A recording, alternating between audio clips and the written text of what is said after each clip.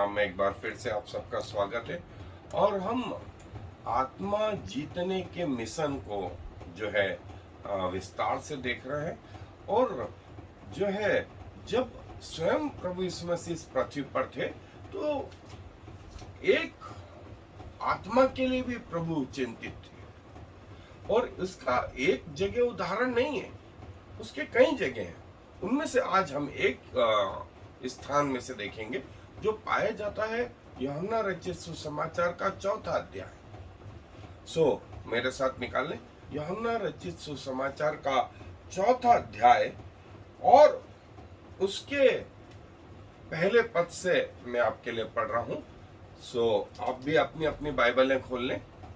और यहां यूं लिखा है, फिर जब प्रभु को मालूम हुआ कि फरीसियों ने सुना है कि यीशु यूहन्ना से अधिक चेले बनाता और उन्हें बपतिस्मा देता है, यद्यपि यीशु आप नहीं वरन उसके चेले बपतिस्मा देते थे, तब वह यहूदिया को छोड़कर फिर गलील को चला गया और उसको सामरिया से होकर जाना अवश्य था। वो सुखार नाम सामरिया के एक नगर तक आया जो उस भूमि के पास है जिसे याकूब ने अपने पुत्र यूसुफ को दिया था, और याकूब का कुआं भी वहीं था। यीशु मार्ग का थका हुआ उस कुएं पर यूं ही बैठ गया, और यह बात 6 घंटे के लगभग हुई। इतने में एक सामरी स्त्री जल भरने को आई। यीशु ने उससे कहा, मुझे पानी पिला, क्योंकि उसके चेले तो नगर में भोजन मोल लेने को गए थे। उस सामरी स्त्री ने उससे कहा, तू यहूदी होकर मुझे सामरी स्त्री से पानी क्यों मांगता है? क्योंकि यहूदी सामरियों के साथ किसी प्रकार का व्यवहार नहीं रखते। यीशु ने उत्तर दिया, यदि तू परमेश्वर के वरदान को जानती और यह भी जानती कि वह कौन है जो तुझसे कहता है मुझे पानी पिला, तो तू उससे मांगती और वह तुझे जीवन का जल देता। स्त्री ने उससे कहा, हे प्रभु, तेरे पास जल भरने को तो कुछ है भी नहीं और कुआं गहरा है, तो फिर वह जीवन का जल तेरे पास कहां से आया? क्या तू हमारे पिता याकूब से बड़ा है जिसने हमें यह कुआं दिया और आप ही अपने संतान और अपने ढोरों समेत उसमें से पिया? यीशु ने उसको उत्तर दिया कि जो कोई यह जल पिएगा वह फिर प्यासा होगा, परंतु जो कोई उस जल में से पिएगा जो मैं उसे दूंगा वह फिर अनंत काल तक प्यासा न होगा, वरन जो जल मैं उसे दूंगा वह उसमें एक सोता बन जाएगा जो अनंत जीवन के लिए उमड़ता रहेगा। स्त्री ने उससे कहा, हे प्रभु, वह जल मुझे दे ताकि मैं प्यासी न हूं और न जल भरने को इतनी दूर आऊं।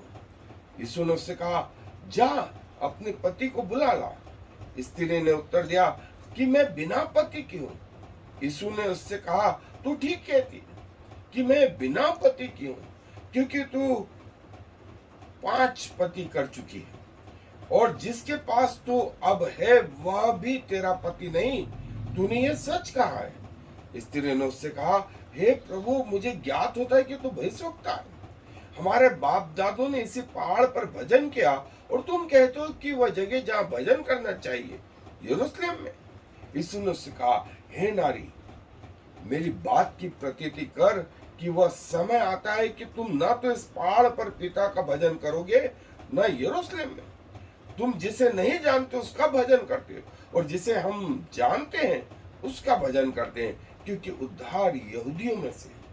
परंतु वह समय आता है, वरन अब भी है, जिसमें सच्चे भक्त पिता का भजन आत्मा और सच्चाई से करेंगे, क्योंकि पिता अपने लिए ऐसे ही भजन करने वालों को ढूंढता है।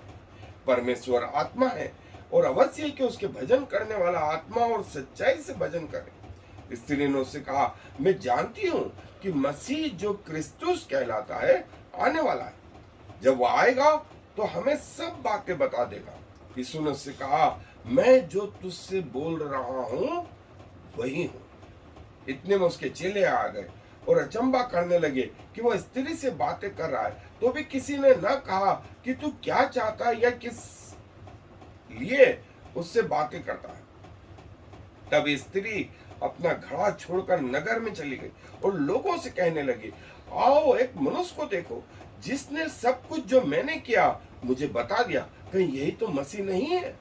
सो वे नगर से निकलकर उसके पास आने लगे। इतने में उसके चेले यीशु से यह विनती करने लगे, हे रब्बी, कुछ खा ले। परंतु उसने उनसे कहा, मेरे पास खाने के लिए ऐसा भोजन है जिसे तुम नहीं जानते। तब चेलों ने आपस में कहा, क्या कोई उसके लिए कुछ खाने को लाया है? यीशु ने उनसे कहा, मेरा भोजन यह है कि मेरे भेजने वाले की इच्छा के अनुसार चलूं और उसका काम पूरा करूं। क्या तुम नहीं कहते हो कि कटनी होने में अब भी 4 महीने पड़े हैं? देखो, मैं तुमसे कहता हूं, अपनी आंखें उठाकर खेतों पर दृष्टि डालो कि वे कटनी के लिए पक चुके हैं, और काटने वाला मजदूरी पाता और अनंत जीवन के लिए फल बटोरता है, ताकि बोने वाला और काटने वाला दोनों मिलकर आनंद करें। क्योंकि इस पर यह कहावत ठीक बैठती है कि बोने वाला और है और काटने वाला और। मैंने तुम्हें वह खेत काटने के लिए भेजा जिसमें तुमने परिश्रम नहीं किया, औरों ने परिश्रम किया और तुम उनके परिश्रम के फल के भागी हुए। और उस नगर के बहुत सामरियों ने उस स्त्री के कहने से, जिसने ये गवाही दी थी कि उसने सब कुछ जो मैंने किया है मुझे बता दिया, विश्वास किया। तब जब ये सामरी उसके पास आए तो उससे विनती करने लगे कि हमारे यहाँ रह।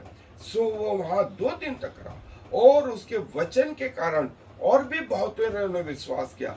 और उस स्त्री से कहा, अब हम तेरे कहने ही से विश्वास नहीं करते, क्योंकि हमने आप ही सुन लिया और जानते हैं कि यही सचमुच में जगत का उद्धार करता है। ये एक स्त्री से प्रभु ने वार्तालाप किया, और वो स्त्री पूरे नगर को ले आई, और पूरे नगर ने प्रभु को ग्रहण किया।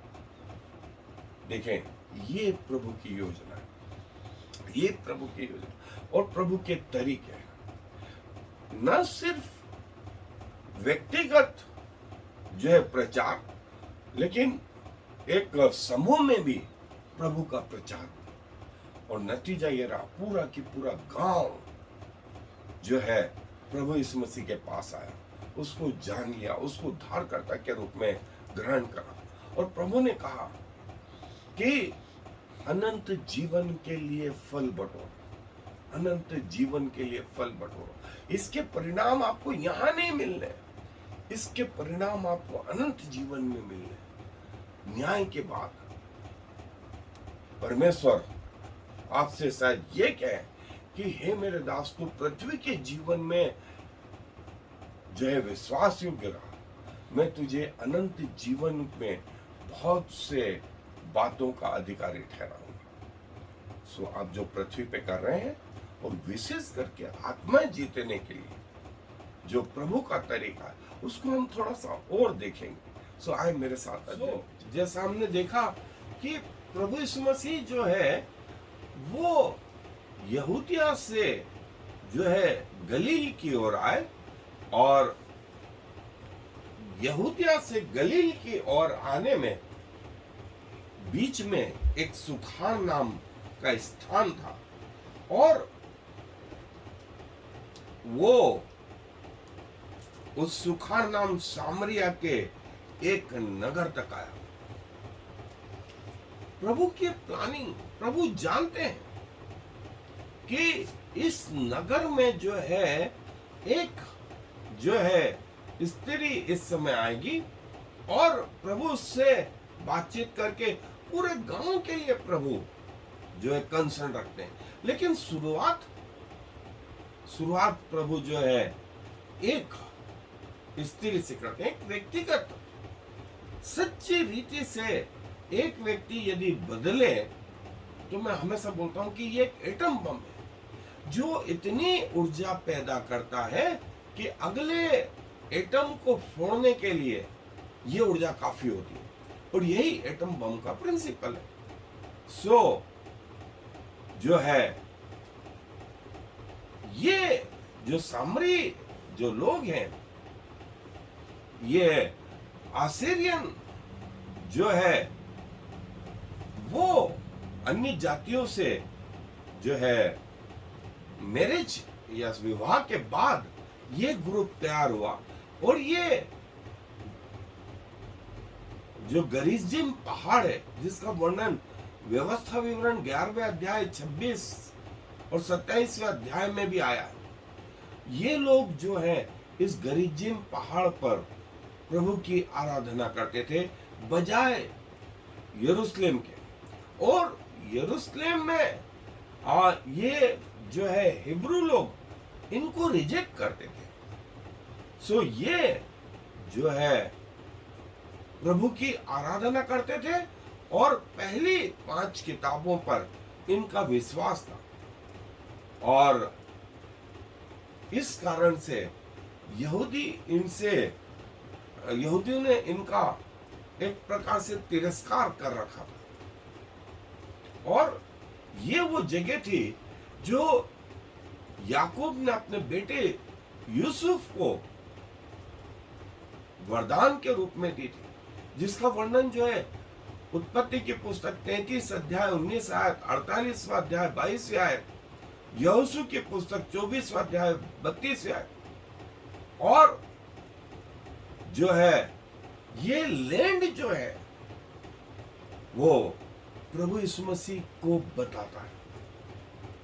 ये प्रभु यीशु मसीह को बताता है। और जो है जिस कुएं पर यीशु मसीह आकर के बैठे थे वो करीब दोपहर का समय था। दोपहर का समय था जब जो है सूर्य उगता है, अपने पीक पर होता है। दिन चढ़ा हुआ था, गर्मी थी, और ये वो मौसम था। इस समय ये स्त्रियां जनरली जो है या तो सुबह या शाम को जो है लोग पानी भर लिया करते थे, लेकिन ये स्त्री का जीवन कुछ ऐसा था जो इसको दूसरों के साथ पानी भरने के लिए रोकता था। और वो जीवन जो है आगे बताया, और ये दोपहर में पानी भरने के लिए उस जगह आई, और प्रभु ने जो है उससे संवाद किया।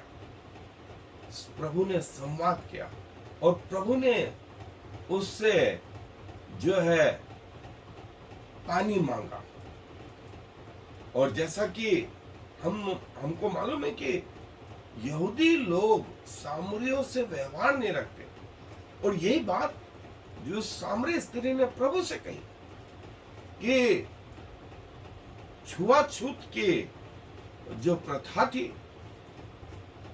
प्रभु यीशु मसीह ने कहा कि मुझे पानी पिलाओ। तब उस स्त्री ने कहा, तू यहूदी होकर मुझे सामरी स्त्री से पानी मांगता है? क्योंकि वे यहूदी सामरियों के बर्तन तक नहीं छूते थे। तब प्रभु ने कहा 10वीं आयत में, यदि तू परमेश्वर के वरदान को जानती और यह भी जानती कि वह कौन है जो तुझसे कहता है मुझे पानी पिलाओ, और तू उससे मांगती और वह तुझे जीवन का जल देता, वह तुझे जीवन का जल देता यदि तू मांगती तो। और इस स्त्री ने पहले उसको शंका हुई, और उसने कहा, जैसा प्रभु यीशु मसीह ने 13 और 14 आयत में कहा, ये जो स्त्री थी वो आत्मिक रीति से भी प्यासी थी, और जो उसकी आवश्यकता थी प्रभु ने वो बात करी। देखिए, ये एक महत्वपूर्ण प्रिंसिपल जो हम प्रभु से सीखते हैं वो ये कि जो इसकी आवश्यकता है, पानी की आवश्यकता है, तो प्रभु ने पानी से संबंधित बात करी। प्रभु ने वचन से संबंधित अभी कोई बात ही नहीं करी। जैसा मैंने पहले भी कहा, किसी ने कहा कि भूखे पेट न तो सुसमाचार सुनाया जाता है और न सुना जाता है। सबसे पहले यदि लोग भूखे हैं तो क्या करें? उनकी भूख को मिटाएं, उनके प्यास को मिटाएं, और फिर जाकर के परमेश्वर की बात करें। और प्रभु ने वही तकनीक अपनाई और जो है प्रभु ने वही चीज ऑफर करी जो वो चाहते थे, वो स्त्री चाहती थी। और प्रभु ने कहा यदि तू उस पानी को चाहती तो जीवन में तुझे कभी प्यास नहीं होगी, तू अनंत काल तक प्यासी ना होगी। और न सिर्फ प्यासी ना होगी वरन एक उमड़ता हुआ सोता बन जाएगा। उसके जीवन में एक उमड़ता हुआ सोता जो है वो बन जाएगा। और प्रभु ने ये सिर्फ यहां नहीं कहा, प्रकाशित वाक्य में भी प्रभु कहते हैं कि बहता हुआ सोता, और बहता हुआ सोता कोई और नहीं, स्वयं प्रभु यीशु मसीह। और उस स्त्री के बीच में जो सबसे बड़ी रुकावट थी वो थी उसका व्यभिचार, उसका पाप। और प्रभु ये चाहते थे कि वो स्त्री अपने इस पाप से दूर हो। इसीलिए प्रभु ने उससे कहा कि जा अपने पति को बुला ला। और ये जो था ये उसके बीच में जो है पत्थर का काम कर रहा था। उसने कहा कि मेरा कोई पति नहीं। प्रभु ने बजाय इसके ये कहने के कि हे उल्टा, हे पापी, ऐसा नहीं कहते हैं कि प्रभु ने ये कहा तूने सच कहा, तू ठीक बोलती है, तू पहले ही 5 पति कर चुकी है और अब जिसके पास रह रही है वो भी तेरा नहीं। तब जाकर के ये स्त्री को क्लिक हुआ और उसने प्रभु का ध्यान जो है मेन सब्जेक्ट से भटकाना चाहा और फिर वो आध्यात्मिक उसकी ओर आई। उसने पति की बात नहीं करी, पति की बात नहीं करी। उसने कहा आयत नंबर 19-20 में, हे प्रभु मुझे ज्ञात होता है कि तू भेषवक्ता है। हमारे बाप दादों ने इसी पहाड़ पर भजन किया और तुम कहते हो कि वह जगह जहां भजन करना चाहिए यरूशलेम में। और जैसा हमने देखा कि जो गरिज्जिम पहाड़ था उस पर ये लोग आराधना करते थे, ये यरूशलेम नहीं जाते थे। लेकिन यहूदी बोलते थे कि जहां आराधना करना चाहिए वो यरूशलेम है। ये अलग अलग मतभेद था। तब प्रभु ने कहा उद्धार यहूदियों में से, उद्धार यहूदियों में से। और उसके बाद प्रभु ने कहा कि पिता जो है आत्मा है, आत्मा है। और ना तुम यरूशलेम में ना पहाड़ पर प्रार्थना करोगे, ना आराधना करोगे। समय आता है कि जो है प्रभु तुम्हारे अंदर आ जाएगा।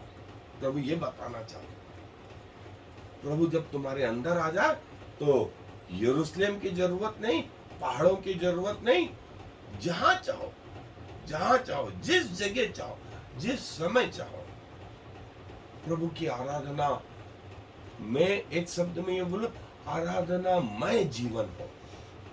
क्योंकि कब छोड़ेंगे आराधना, वो तो 24 आवर्स का बिजनेस है। ये प्रभु चाहते थे और ये स्त्री को प्रभु ने उसके तरीके से समझाया कि परमेश्वर आत्मा है, अवश्य है कि उसके भजन करने वाले आत्मा और सच्चाई से भजन करें। पिता अपने लिए ऐसे भजन करने वालों को ढूंढ रहा है, ढूंढ रहा है। आज भी प्रभु की आंखें ऐसे व्यक्तियों की ओर जो प्रभु की ओर निष्कपट हो, जो प्रभु की ओर ईमानदार हो, जो प्रभु को एक समय Sunday Sunday, good Friday, Easter, Christmas या न्यू ईयर नहीं, 24 घंटे 7 दिन प्रभु जब अंदर आ गया है तो प्रभु की आराधना निरंतर निरंतर आपके जीवन से होती ही रहे। आप आराधना से भरे हुए व्यक्ति हो, और ये आराधना उस दिन बंद हो जब आप इस पृथ्वी पर से कूच करके जाए। प्रभु ये चाहते हैं, ये वो रहस्य था। और प्रभु ऐसे लोगों को ढूंढता है, प्रभु ऐसे लोगों को ढूंढता है। तब उसने कहा, हमें मालूम है कि जब मसीहा आएगा तो वो सब बातें जो हमें जानना चाहिए, आने वाली सब बातों को हमें सिखाएगा। तब प्रभु यीशु मसीह ने स्पष्ट किया। प्रभु यीशु मसीह ने 26वीं आयत में कहा, जो तुझसे बात कर रहा है वो मैं ही हूं, वो मसीहा मैं ही हूं, वो भविष्यवक्ता मैं ही हूं। और इतने में उसके चेले आ गए, इतने में उसके चेले आ गए और प्रभु से कहा उन्होंने कि प्रभु कुछ खा ले। प्रभु यीशु मसीह ने कहा, मेरे पास वह भोजन है जो हमेशा के लिए, जो हमेशा के लिए। अब एक मजेदार स्थिति है। वो स्त्री आई थी पानी भरने, लेकिन लिखा है 28वीं आयत में, वो स्त्री अपना घड़ा छोड़कर नगर में चली गई। ये एक पॉइंट बताता है, वो आई थी पानी भरने और अब उसने क्या छोड़ दिया, वो घड़ा छोड़ दिया और दौड़ लगा दी एक प्रकार से नगर में दौड़ लगा दी, क्योंकि उसे आत्मिक जल मिल गया। आत्मिक जल मिल गया तो उसने संसारिक जल को छोटा जाना, तुच्छ जाना। ये स्थिति होती है कई बार। जब आपको स्वर्गीय धन मिल जाए तो पृथ्वी के धन की क्या जरूरत, सिर्फ उतना ही जितना काफी है, उतना ही ठीक है, उतना ही ठीक है। और जाकर के नगर में कहा, सब लोगों से कहा। अभी तक किसी में बोलने की हिम्मत नहीं थी इस स्त्री से, लेकिन इसने कहा कि देखो कहीं यही तो मसीह नहीं है, क्योंकि जो कुछ मैंने किया है वो उसने सब बता दिया। जो कुछ मैंने किया है वो उसने मुझे बता दिया, कहीं यही तो मसीह नहीं है। और उस स्त्री का प्रभाव इतना था कि पूरा नगर आ गया, पूरा नगर आ गया।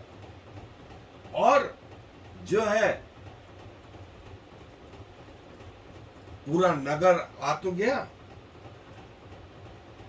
चेलों ने इस बीच उससे कहा कि प्रभु भोजन कर ले।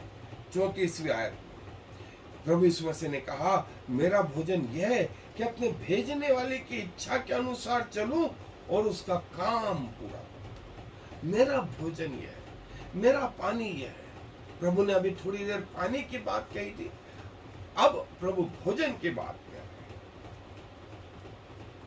और 35-36 आयत में प्रभु कहते हैं कि काटने वाला मजदूरी पाता और अनंत जीवन के लिए फल बटोरता है। आत्मा जीतने का जो एसेंस है, जो निचोड़ है, वो ये कि अनंत जीवन के लिए फल बटोरना। इसके परिणाम आपको यहां नहीं मिलेंगे, इसके परिणाम आपको, इसका प्रतिफल, इसका रिजल्ट आपको जो है स्वर्ग में, अनंत जीवन में मिलेगा। और तब आप कहेंगे कि इतना अद्भुत था, इतना अद्भुत था। और प्रभु बोलते हैं कि ना तुमने बोया, लेकिन मैं तुम्हें काटने के लिए भेज रहा हूं, मैं तुम्हें काटने के लिए भेज रहा हूं। बोने वाला कोई और काटने वाला कोई और। मैं तुम्हें काटने के लिए भेज रहा हूं। और प्रभु ये कहते हैं, फिर उस नगर के लोग आए, उन्होंने प्रभु से बातें करी और फिर उसके बाद उन्होंने प्रभु पे विश्वास किया और प्रभु से निवेदन किया कि वो वहां ठहरे।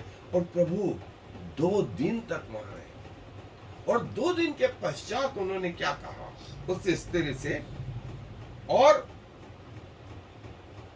उस स्त्री से कहा 42वीं आयत में, अब हम तेरे कहने ही से विश्वास नहीं करते, क्योंकि हमने आप ही सुन लिया और जानते हैं यही सचमुच में जगत का उद्धार करता। पूरा गांव जो है आत्मिक जल से तृप्त हो गया, आत्मिक भोजन से तृप्त हो गया। एक स्त्री के लिए प्रभु इतना कंसर्न लिए हुए, एक गांव के लिए प्रभु इतना कंसर्न लिए और पूरी प्लानिंग के साथ जो है प्रभु जो है इस जगह आते हैं और पूरा गांव जो है गलील की ओर प्रभु जो है चले और उनको सुखार नाम के इस स्थान से, ये प्रभु का रूट था। वो ऐसे जा सकते थे लेकिन वो गए ऐसा घूम कर,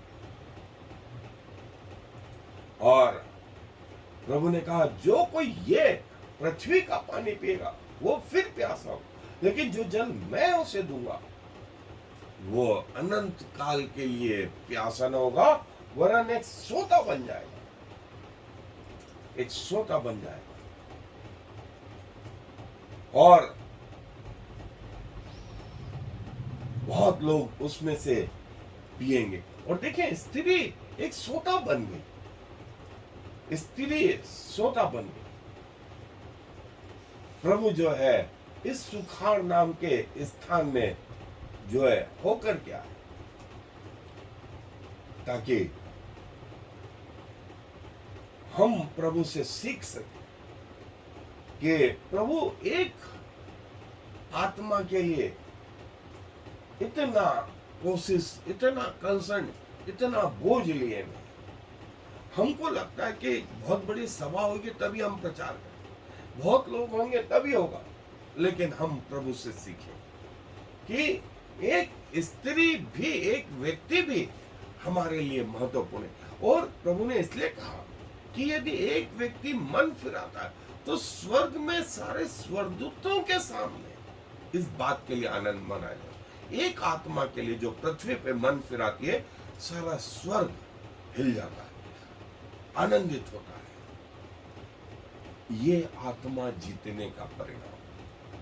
सो काश हमारा जीवन ऐसा रहे कि हम पूरे जीवन में, पूरे जीवन भर जितनी हमारी आयु रहे, उसमें एक आत्मा प्रभु के पास लाए। प्रभु अपने वचन पर आशीष दे। आए दुआ कर। प्रभु जी धन्यवाद देते हैं कि जब आप पृथ्वी के जीवन में थे, एक एक आत्मा के लिए आप बोझ रखते थे, और प्रभु आपने कोशिश करी एक आत्मा जो है ईमानदारी और सच्चाई के साथ आपके राज्य में आए, और वो आत्मा अगली कई आत्माओं के लिए एक उदाहरण हो जाए।